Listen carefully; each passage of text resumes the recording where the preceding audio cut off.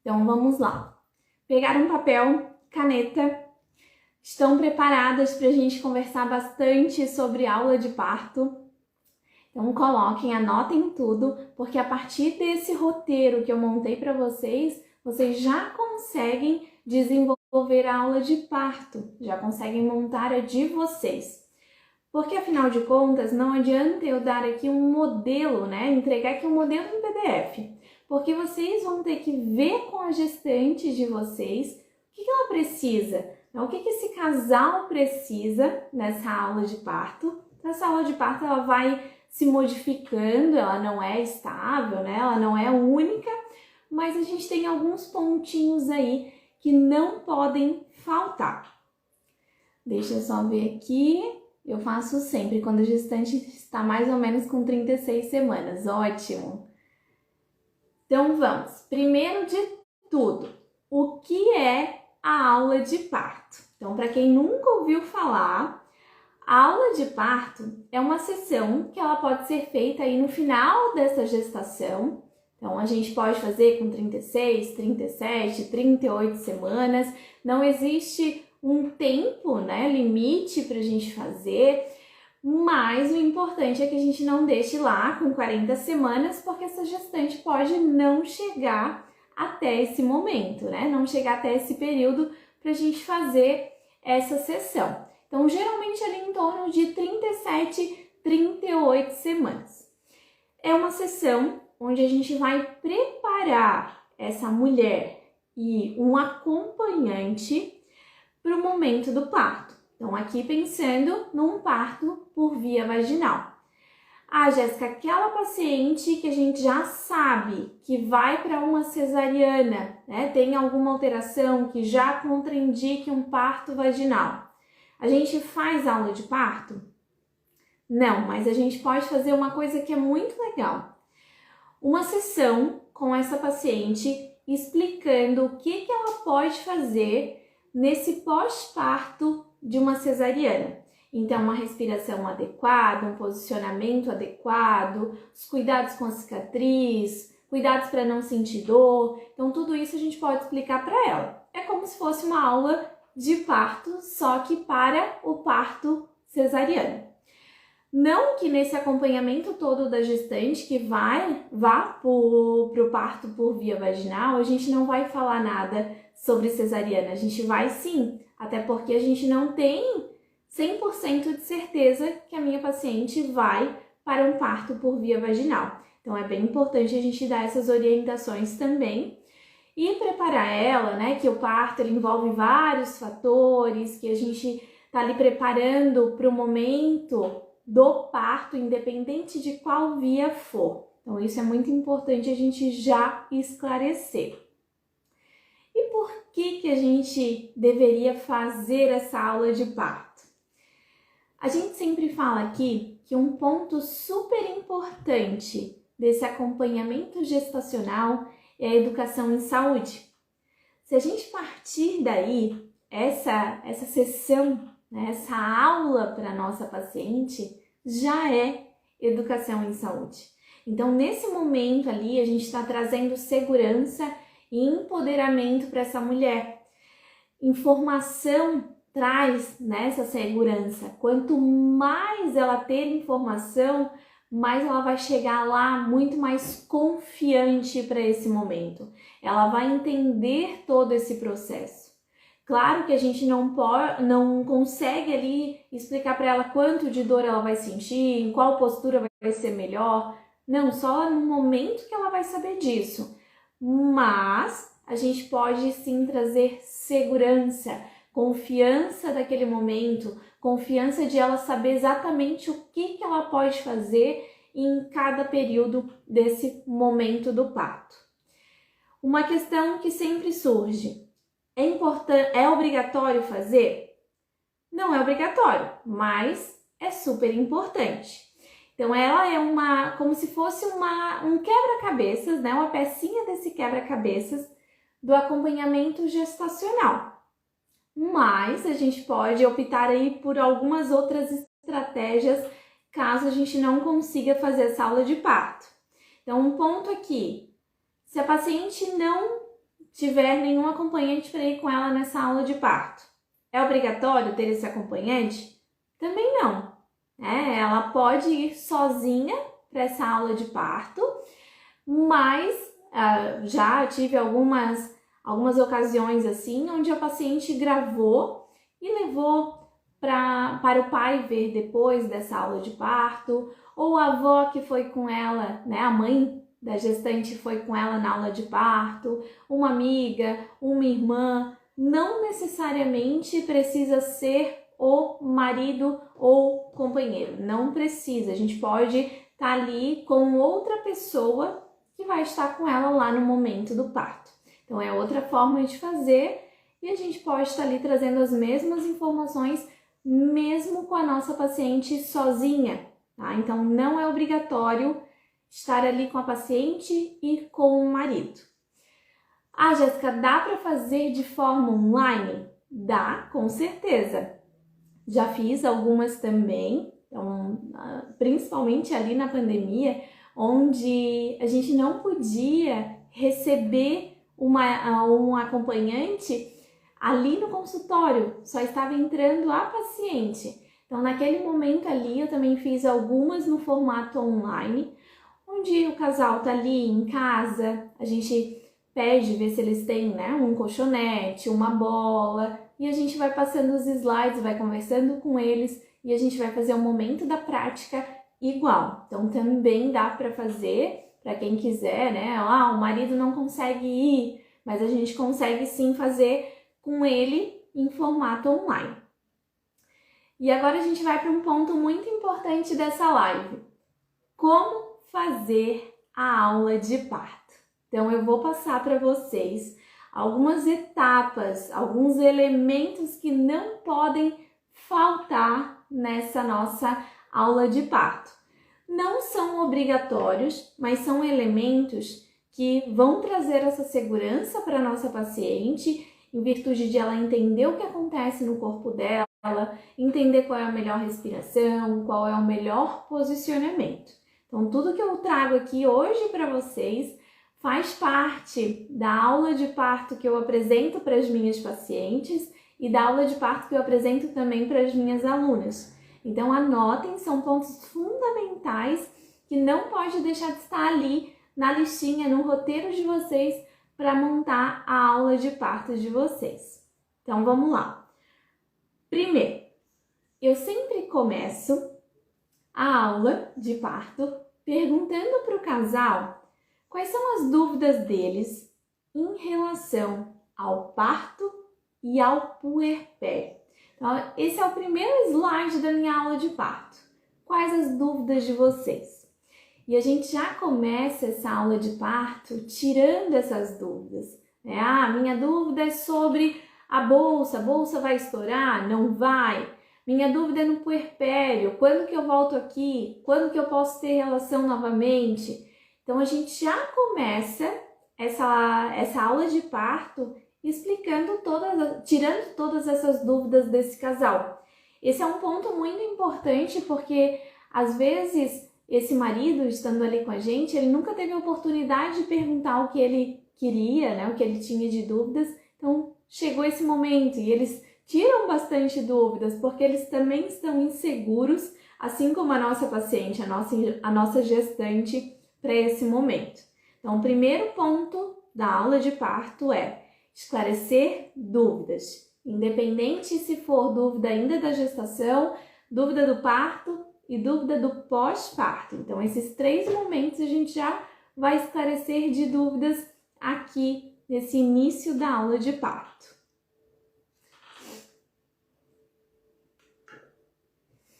Segundo, eu explico a importância da conexão do casal nesse momento do parto. Explico que essa interação desse casal vai estimular a ocitocina, que é considerada o hormônio do amor, e a ocitocina que é responsável pela contração desse útero.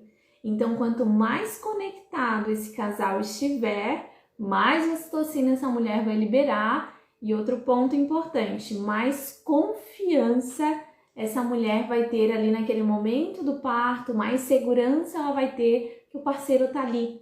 E o parceiro tá ali também com informação. Então ele também não vai ficar tão inseguro, trazendo insegurança ali para o momento do parto. E eu explico também para esse casal o motivo pelo qual o marido ou o acompanhante está ali com a gente naquela aula, naquela sessão. Explico que ele é um assistente da fisioterapia, eu até brinco com isso, eu digo que ele que vai estar lá observando a paciente. Então ele vai ser um assistente pra gente ali no momento do parto. Então ele que vai lembrar a respiração adequada, porque a paciente às vezes não vai conseguir lembrar ou não está conseguindo respirar de uma maneira adequada. Ele que vai lembrar ela das posturas, ele que vai estar ali do lado dela, vai estar fazendo as técnicas de massagem para alívio da dor. Então ele vai estar ali trazendo esse suporte para essa mulher. Então, explicar também a presença ali do pai no momento da aula de parto. Porque às vezes eles ficam meio perdidos. O que eu tô fazendo aqui, né? Para que eu tô aqui? Se é ela que vai ter esse parto. Não, a gente precisa desse pai ali com bastante informação também para ajudar essa mulher. Terceiro ponto, explicar os mecanismos do parto. Não em termos técnicos, não, a gente tem que trazer aqui simplicidade nesse momento, porque a gente tem que fazer com que esse casal entenda tudo que a gente vai passar para eles nesse momento. Então, explicar que existe a contração do útero, a dilatação do colo do útero, a fase de dilatação, o expulsivo, a dectação, tudo isso a gente vai explicar.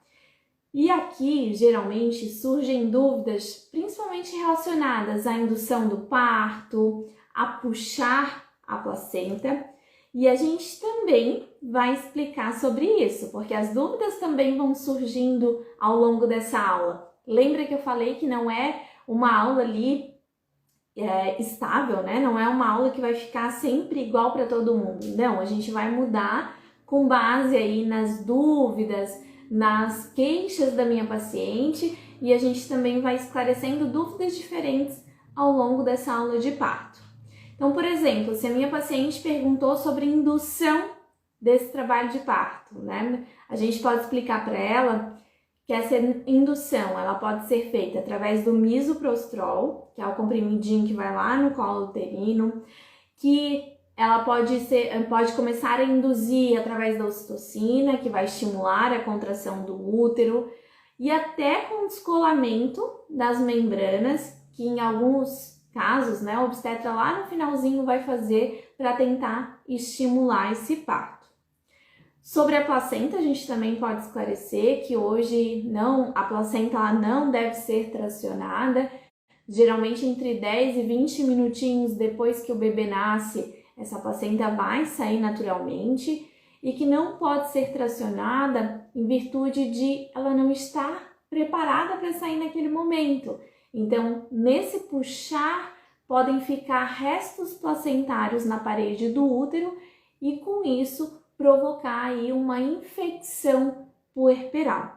Então, esses são pontos que a gente também pode explicar que vão surgir, né? Essa paciente, principalmente nas primíparas, vão surgir inúmeras dúvidas, né? É o primeiro momento que ela vai passar por um parto. Então, a gente também tem que tirar essas dúvidas. E outro ponto aqui, ela pode trazer dúvidas relacionadas ao plano de parto, que também a gente pode tirar ali, conversar com ela sobre cada pontinho daquele plano de parto. Então, esse é o momento de a gente sentar e conversar com essa paciente, conversar com esse casal para tirar todas as dúvidas. Por isso que não pode ser lá com 40 semanas, porque pode ser que a paciente não chegue às 40 semanas. Então, como eu falei lá no comecinho, essa aula de parto ela tem que estar ali entre 37 e 38 semaninhas. E caso esse bebê comece a dar sinais de que vai nascer antes, a gente também pode antecipar essa aula de parto. Outra coisa para eu não esquecer também. Semana passada a gente falou sobre recesso. toda vez que a gente vai fazer algum recesso e a minha paciente vai entrar na fase de fazer uma aula de parto, a gente também pode antecipar essa aula de parto para a paciente não perder todas essas informações. Isso também é super importante, a gente não deixar de fazer. Ah, Jéssica, já teve casos onde não deu tempo de fazer aula de parto? Já. Teve paciente que teve bebê com 35 semanas, onde foi de repente, então a gente não conseguiu fazer essa aula de parto. Mas isso aconteceu já pouquíssimas vezes.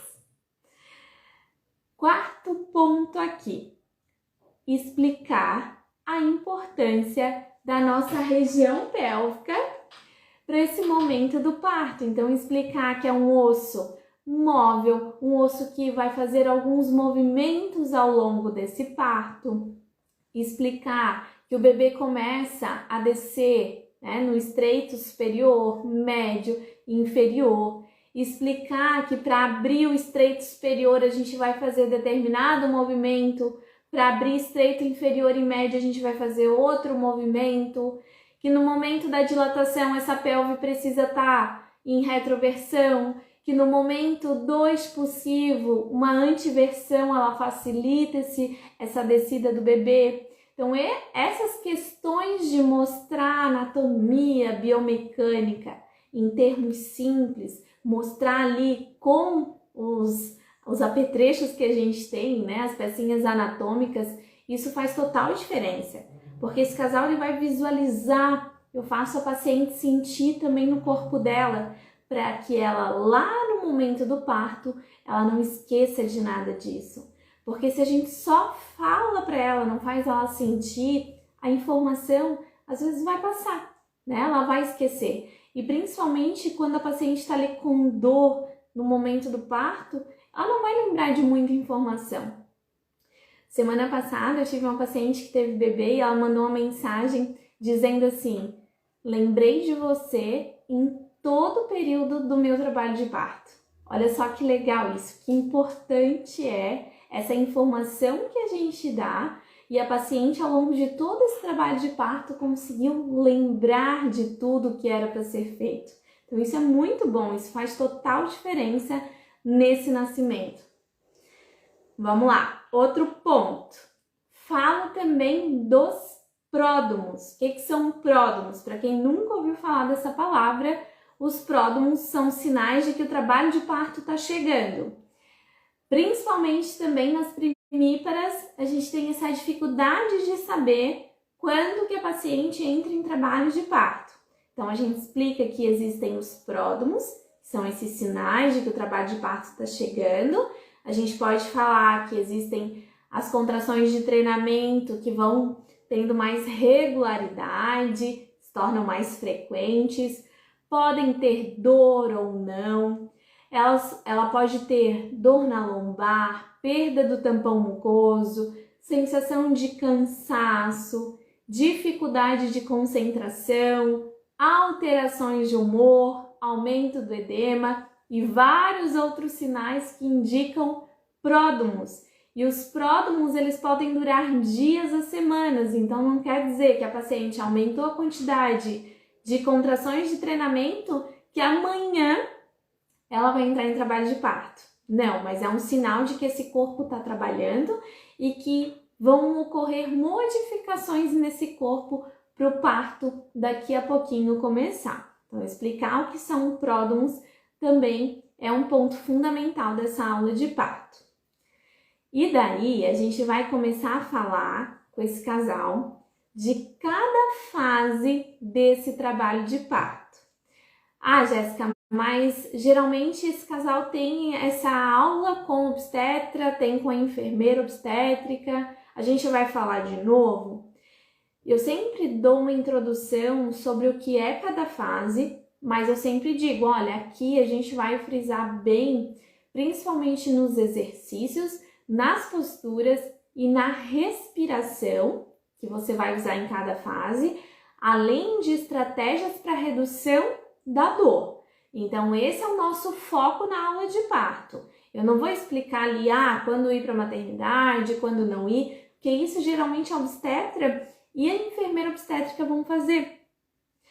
Mas, caso a paciente não tenha essa equipe, né, fazendo essa aula de parto, porque algumas obstetras ainda não fazem, a gente pode incrementar sim, pode falar mais a fundo sobre cada fase. Tá? Geralmente as minhas pacientes, elas têm esse acompanhamento com a obstetra, que vai fazer essa aulinha de parto, com a enfermeira, esse acompanhamento mais completo, né? Mas algumas não vão ter essa informação e a gente pode trazer sim. Então, a gente vai falar de cada fase, a gente vai explicar que a fase de dilatação se divide em duas, que a gente tem a fase latente e a fase ativa. Na fase latente, então, a gente vai explicar que a dilatação ela é menor que 3 centímetros, contrações leves por um tempo mais curto, e aqui a gente vai dar prioridade para exercícios mais leves. Afinal de contas, o parto ele não é uma maratona e a paciente precisa guardar energia para o período expulsivo. Tem paciente que às vezes entrou em trabalho de parto, ela quer correr, ela quer caminhar muito, ela quer fazer muito agachamento, muito exercício, e isso vai cansar ela. Porque essa fase de dilatação, geralmente, ela vai durar, nas primíparas, 6 horas. Então, imagina essa paciente fazer muito exercício durante esse período e a fase do expulsivo, ela tem uma duração média ali de 1 a 2 horas. Né? A gente já considera um expulsivo prolongado a partir de 3 horas. Mas imagina se a paciente ficar aí 7, 8 horas em trabalho de parto e estando muito ativa. Ela vai descansar, então a gente precisa também guardar essa energia. Tá? O parto não é uma maratona, ela precisa reservar energia principalmente para o período expulsivo. Então aqui a gente vai dar prioridade para exercícios mais leves, eu já vou falar para vocês quais exercícios a gente vai fazer nesse período. E a gente vai falar também da respiração. Então a gente vai usar aqui uma respiração para alívio da dor, para controle de ansiedade e para conexão dessa mulher com o corpo dela, para que ela sinta cada contração, para que ela sinta o corpo dela naquele momento. Porque quando a gente está ansiosa, a gente acaba não prestando atenção nas reações do nosso corpo e a gente acaba acelerando muito a nossa respiração. E uma respiração acelerada, ela tende a aumentar os níveis de dor. Então a gente já começa o trabalho de parto. Durante as contrações, a paciente pode usar uma respiração diafragmática e nos intervalos uma respiração normal, mas continuando aí uma respiração tranquila. E aqui já entra o marido, eu já peço para ele, bota a mãozinha na barriga dela, sente que é a barriga que vai encher, depois a barriga vai voltar. Eu já peço para ele fazer essa respiração para ele ter noção também. Peço para ele colocar a mão aqui, dizer que ela não pode fazer uma respiração super apical, né? Então, tudo isso a gente já vai passar. O papai tá ali, né? O marido tá ali pra gente mostrar para ele o que ela não pode fazer também. Então, ele tá ali para ter essa atenção em questões que ele também vai corrigir. Eu falei dos exercícios, né, nessa etapa do trabalho de parto. Então, quais exercícios essa paciente pode ter em mente? Exercícios bem simples, como uma caminhada, só ficar de pé lá no chuveiro, a própria mobilidade pélvica na bola ou fora da bola e o subir uma escadinha e voltar. Por que desses movimentos? Deixa eu pegar aqui a minha pélvica. Quando a gente fala de caminhada, de movimento pélvico e de subir escada, a gente está falando de um movimento chamado movimento peneira, onde eu vou fazendo esse movimento e eu vou direcionando o bebê para o centro e pesando o bebê nesse centro. Essa ação da gravidade em cima do colo do útero que vai favorecer a dilatação desse colo. Então, nessa fase é importante sim que a paciente permaneça em posição vertical, mas que ela não se canse. Uma caminhadinha, ou ficar em pé no chuveiro, daqui a pouco ela senta novamente, senta na bola, a própria bola lá no chuveiro. Só sentadinha na bola, nessa instabilidade que a bola gera, já é uma forma de ela estar nessa fase do trabalho de parto. Então são exercícios simples, nada muito mirabolante, mas são exercícios que vão ajudar muito nessa fase de dilatação. Alguma dúvida sobre essa fase?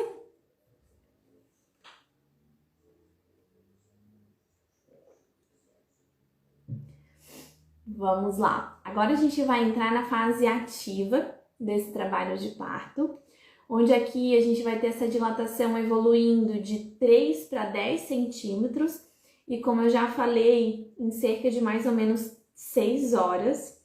Aqui as contrações tornam mais fortes, mais regulares, com menor intervalo entre uma contração e outra. A respiração aqui é igual a do período anterior, então a respiração diafragmática no momento da contração e a respiração tranquila fora da contração. Ah, Jéssica, a paciente não consegue fazer a respiração diafragmática no momento da contração. Desde que ela não fique em apneia, tá tudo bem, né? A gente não precisa impor aí um ritmo respiratório para ela. Desde que ela se sinta confortável com a respiração que ela está usando, menos a apneia. Aqui, sobre exercícios, o que a gente pode fazer nesse período? Eu falo de exercícios porque aqui a gente vai usar as posturas como exercícios também. Então, na fase latente e na fase ativa, eu vou falar de exercícios e posturas. Quando a gente chegar no expulsivo, eu vou falar mais de posturas, porque nessa fase, geralmente, a paciente não consegue fazer mais movimento, tá? A Paula, ela pode ficar quanto tempo depois fazendo esses exercícios leves? Paula, não existe um tempo, como eu falo para as minhas pacientes, não existe série, não existe tempo. Se ela tá ali, em pé, no chuveiro, fazendo um movimento lateral com essa pelve, ela pode ficar ali o tempo que ela quiser. Se for um movimento tranquilo, sentou um pouquinho na bola, não existe regra, tá? É como ela se sentir confortável. Não adianta a gente querer impor nada. Ela vai sentir o próprio corpo. E por isso que é muito importante ela ter essa autopercepção.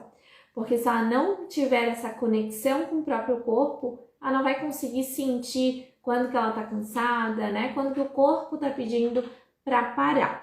Então isso é um ponto importante, não existe tempo, não existe série, não existe regra.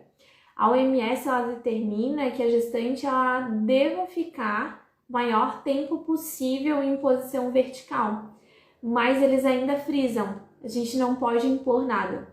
É a gestante que vai escolher a postura, o exercício, o tempo que vai ficar ali, desde que ela se sinta confortável. Então, o conforto da nossa paciente é o nosso principal objetivo. Então, vamos lá, sobre exercícios e posturas na fase ativa do trabalho de parto. Lembrando também que não é para gastar toda a energia nesse período, e a gente fala isso para a paciente. Aqui a gente pode usar mobilidade pélvica, ou na bola, ou de 4 apoios, ou em pé, independente da postura, a mobilidade pélvica ainda vai estar ali auxiliando nesse efeito peneira. Assimetria de membros inferiores, pode ser com um pé mais à frente do que o outro, um pé em cima da escadinha, um joelho posicionado no chão e o outro pezinho apoiado à frente, porque essa simetria vai abrir um espaço assimétrico nessa pelve, favorecendo a rotação desse bebê nesse canal de parto. Então, a assimetria também pode ser usada. Também não tem lado, também não tem tempo, não tem série, é o conforto da paciente. O 4 apoios, tanto 4 apoios posicionado ali com os braços em cima da bola, o 4 apoios com ela, né, com o braço apoiado no chão, que não é uma posição biomecânica tão favorável, porque a gente tem essa postura da mulher, onde esse abdômen vai estar aí com todo o peso direcionado na linha alba, então não é uma posição tão legal biomecanicamente, mas se a paciente ficar confortável ali, a gente não vai dizer para ela sair. A gente tenta ajustar com os braços em cima da bola, é melhor, não precisa ser só a bola, pode ser a maca, pode ser um banquinho, tudo que faça a paciente ficar nessa posição, não horizontal e sim mais vertical.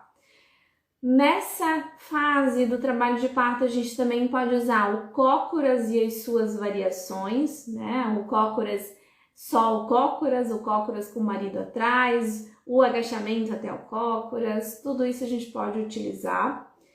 Deitada de lado também é uma posição que é muito utilizada aqui nessa fase e no expulsivo, visto que é uma posição de descanso, porque o parto não é uma maratona, então a gente também vai dar opções para o paciente descansar. E a posição lateral é uma posição que a gente tem aí uma abertura pélvica adequada, a gente tem o conforto do bebê, o conforto da mulher, e a gente não tem ali o peso do útero em cima da veia cava, a gente ainda tem a ação da gravidade em cima daquele útero, então é uma posição favorável para aquele momento. Eu explico também sobre o banho é uma estratégia para alívio da dor, explico sobre a banheira, que ela também pode ser utilizada, falo das posições que ela pode usar nessa banheira, mostro para o acompanhante algumas técnicas de massagem, então massagem na crista ilíaca, massagem na lombar, massagem embaixo do ventre e as técnicas que vocês já utilizarem no consultório. Aqui é o momento de a gente passar para esse casal técnicas não farmacológicas de alívio da dor. Aqui entra respiração, postura, massagem, a própria respiração que eu já falei, mas tudo isso são técnicas de alívio da dor. Só um pouquinho. E aqui a gente entra um pouco na biomecânica também. Ah, Jéssica, mas eu vou falar para o casal sobre biomecânica.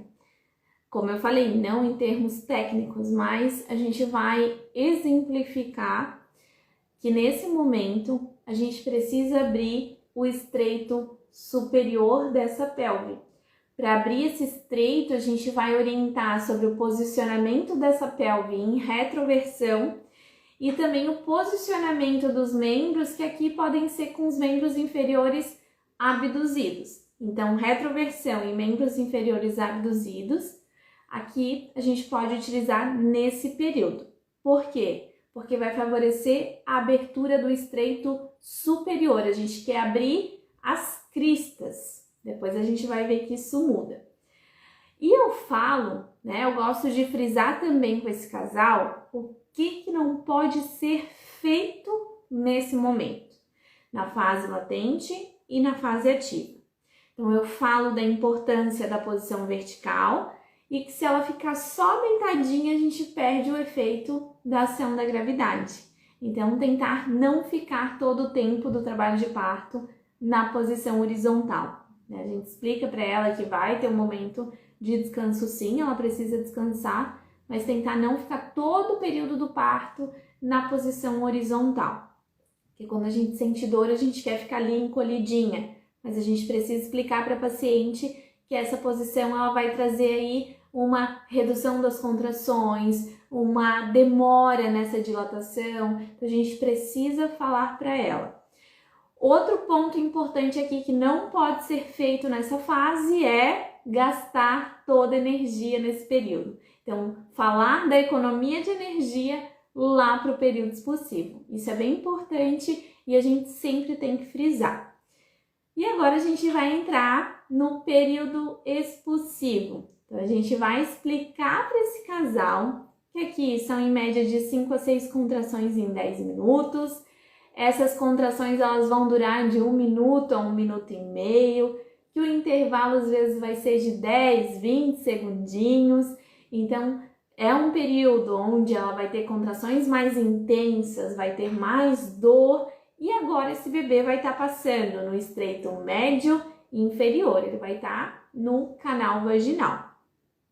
Aqui a respiração não vai ser mais só a respiração diafragmática, então aqui a gente pode utilizar a vocalização, a gente pode utilizar uma ativação desse abdômen, um relaxamento desse assoalho pélvico. Lembrando que no momento do parto a gente não faz contração de assoalho pélvico, a gente mantém ele relaxado durante todo o período. Então, a respiração para o período expulsivo é uma respiração que faça com que a paciente continue respirando, principalmente utilizando a expiração no momento da contração, porque a tendência é a apneia, a valsalva, né? Então, a força para fazer cocô. Então, a gente tem que mostrar para esse casal o que não deve ser feito, que é essa valsalva, tá? Então, depois a gente vai retornar aí no que não deve ser feito, mas esse é um ponto fundamental. Ah, Jéssica, a paciente não conseguiu fazer vocalização, não conseguiu ativar o abdômen. A gente pode deixar ela fazer a respiração que ela quiser? Com certeza. Como eu falei, a gente não precisa impor um padrão respiratório, desde que ela não fique em valsalva, né? Então, em apneia. Então, isso a gente tem que frisar. Nos intervalos, ela vai respirar normal, sempre de forma lenta, nada de acelerar a respiração. E aqui, quais as posturas que a gente pode utilizar? Vou trazer para vocês o que os artigos trazem de maior evidência, tá? As melhores posições. A primeira no ranking é o 4 apoios. O 4 apoios com os braços posicionados na bola.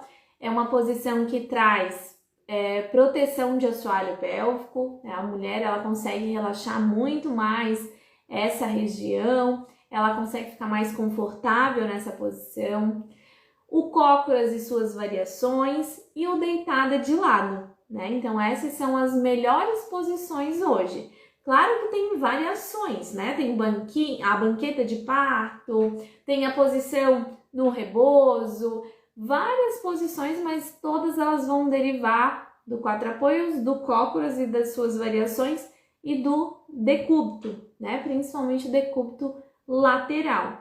Ah, mas a paciente quis ficar em decúbito dorsal, então pelo menos com a cabeceira bem elevada, para que ela não tenha ali o impacto daquela maca fechando o sacro. Eu sempre gosto de mostrar na pelve que o sacro é o osso mais importante. Se ela deitar em cima do sacro, o sacro vai fechar esse canal vaginal e a gente vai ter aí uma dificuldade nessa descida do bebê. Então, explicar anatomia e biomecânica é mostrar aqui na parte da pelve, mostrar todo o impacto, né, de mexer a região da crista, de mexer as espinhas isquiáticas, o túber isquiático, tudo isso a gente vai falar para o paciente. Eu explico que nessa fase a gente precisa agora abrir estreito médio e inferior, e aqui a antiversão ela vai ser mais benéfica, com o joelho em rotação interna para que esse fêmur ele consiga abrir. Então a gente tem um afastamento aí da região do estreito inferior com essa postura. Aí isso a gente vai fazer prática com a paciente. E eu explico que não deve ser feito nessa fase, como querer fazer força de valsalva e também querer fazer a expulsão do bebê em uma única contração. E aqui eu sento e explico para a paciente que vai ter dor, vai ter sensação de queimação, ela vai querer que o bebê nasça numa contração só. Só que a gente vai explicar que o bebê ele vai descendo um pouquinho, o músculo se acostuma, desce mais um pouquinho, ele se acostuma com aquele novo alongamento. Então isso a gente vai treinar lá com o balãozinho, com a respiração adequada, mas nesse momento aqui a gente vai frisar também. Depois que a gente fala tudo isso, né, a gente pode montar uma apresentaçãozinha, uns slides. Eu até mando depois esse PDF para o casal, né? Esse casal ele vai ter ali toda essa aula de parto para revisar. Mas depois de eu explicar cada ponto dessa apresentação, a gente faz uma prática, né? Então a gente vai treinar a mobilidade pélvica na bola, todas as posturas que eu falei, frisando a respiração, falando do que não pode ser feito. A paciente vai sentir, né, o que a pelve vai fazer em cada movimento, o que a pelve deve fazer em cada etapa desse trabalho de parto. Tudo isso a gente treina com a nossa paciente. É feito esse momento de prática para passar para o pai as técnicas de massagem, né, ou outras técnicas de alívio da dor. Tudo isso a gente vai fazer nessa prática. E aí, pessoal, alguma dúvida? Então, eu trouxe um passo a passo para vocês dessa aula de parto, que não pode faltar. Então, trouxe para vocês tudo que eu converso com esse casal, falando das respirações, das posturas, dos exercícios. Então, eu espero que esse roteiro ajude vocês a montar a própria aula de parto de vocês. Mas como eu falei, cada paciente que a gente vai atender, às vezes é uma aula de parto nova que a gente vai montar, dependendo das demandas que a gente viu naquela paciente, dependendo das dúvidas que aquele casal tiver. Então, tudo isso a gente vai colocar na nossa aulinha de parto. A minha aula de parto, eu montei ela há um tempo, mas ela foi aprimorada ao longo desses anos e a cada paciente que eu atendo, eu aprimoro ainda mais, né? Porque, como eu falei, cada paciente tem uma demanda diferente.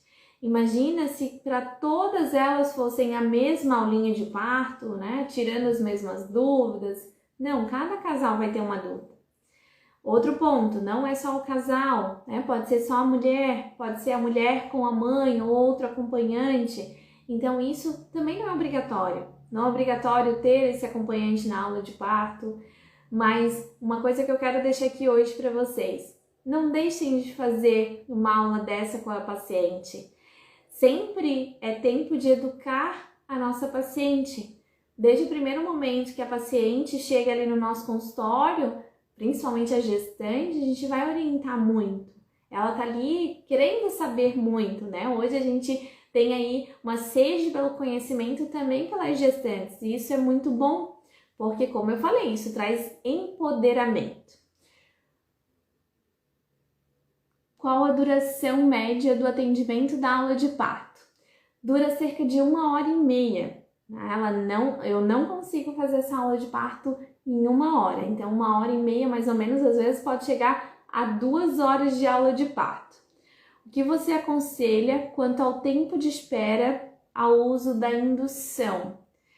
Não falo nada sobre tempo de espera, isso é com a própria obstetra. Isso não entra na nossa parte, né? Sobre indução, a gente vai começar aí o nosso trabalho a partir do momento que ela já está em indução, né? O trabalho de medicação, tudo isso, a gente não entra nesse trabalho, a gente pode explicar para a paciente.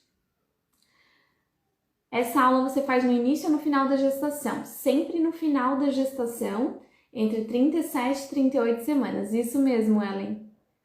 A minha tem essa duração também. Que legal. Carline, você orienta a comer tâmaras? Então, existem algumas evidências, mas esse também não é o nosso trabalho. Acho que entra mais no trabalho da Nutri, ou até a própria obstetra, ela pode orientar, mas geralmente a Nutri vai orientar. Uma coisa que a gente vê muito, pessoal, se vocês observarem aqui, tem alguns pontos do atendimento da gestante que a gente acaba tomando espaço, que não é nosso. Então, amanhã até eu vou colocar um post sobre a candidíase na gestação, que o nosso trabalho, ele é muito importante, mas o trabalho medicamentoso, às vezes um trabalho de banho de assento, tudo isso não é a gente que vai orientar. E sobre comer tâmara, sobre indução, nada disso é nossa orientação. Então, muito cuidado com o espaço que a gente toma, que às vezes não é nosso. Mais alguma dúvida? Deixa eu baixar aqui. Alguém mais não fazia essa aula de parto?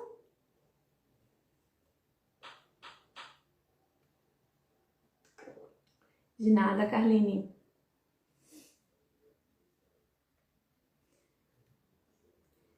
Pessoal, então deixa eu lembrar vocês que essa live de hoje, ela vai ficar salva até amanhã à noite aqui no meu Instagram e depois lá no meu canal do YouTube e na página do Facebook. Ó, a Marinalva colocou que não faz.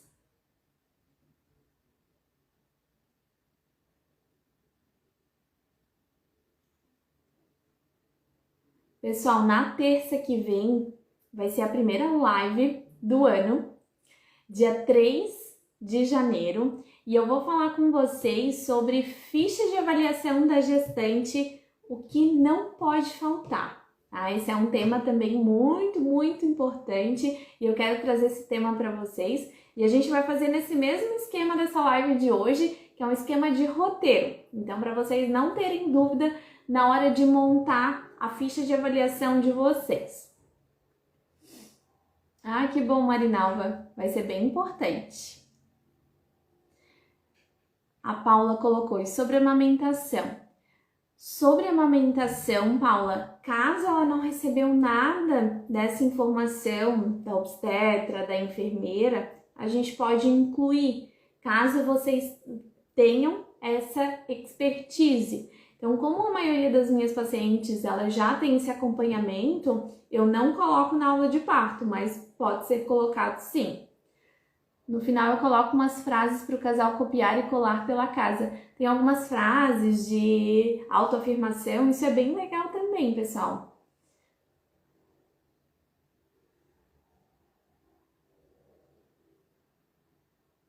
A Simone colocou, eu faço, porém durante o período de acompanhamento. Conforme a evolução da gestante, agora irei fazer no final.